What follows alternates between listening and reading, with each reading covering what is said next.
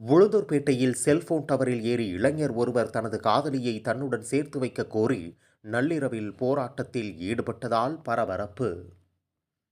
கள்ளக்குறிச்சி மாவட்டம் உளுந்தூர்பேட்டை அங்காளம்மன் கோவில் தெருவைச் சேர்ந்த 20 வயதான ஹலீம் என்பவர் சென்னையில் தனியார் கம்பெனியில் வேலை செய்து வந்துள்ளார். அப்போது இவருடன் பணிபுரிந்த ஒரத்தூரைச் சேர்ந்த புவனா என்ற பெண்ணுடன் பழக்கம் ஏற்பட்டுள்ளது.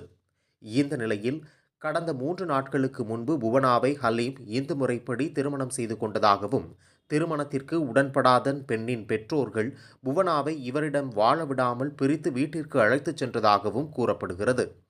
தனது மனைவியை பிரித்துச் சென்றதால் செய்வதறியாமல் தனது வீட்டு அருகே இருக்கின்ற செல்போன் டவரின் மீது ஏறி நின்று நான் தற்கொலை செய்து கொள்ளப் போகிறேன் என்றும், தனது காதலியை தன்னுடன் சேர்த்து வைக்க வேண்டி கோரிக்கை வைத்த நிலையில் தனது வீட்டின் அருகே உள்ள செல்போன் டவரில் ஏறி தான் தற்கொலை செய்து கொள்ளப் போகிறேன் என்று கூறி செல்போன் டவரின் உச்சியின் மீது ஏறி நின்று கொண்டு போராட்டத்தில் ஈடுபட்டார்.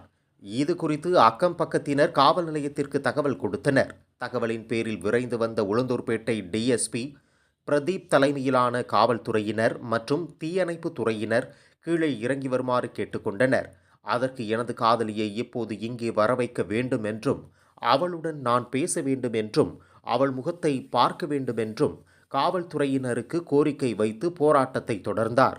இதனால் காவல்துறையினர் அவனது காதலியை கார் மூலம் அழைத்து வந்து அவனிடம் காண்பித்த பிறகு அவன் செல்போன் டவரில் இருந்து கீழே இறங்கி வந்த அவனை உடனடியாக மீட்டு உளுந்தூர்பேட்டை அரசு மருத்துவமனையில் பரிசோதனை செய்த பின்பு அவரது பெற்றோருடன் அனுப்பி வைத்தனர்.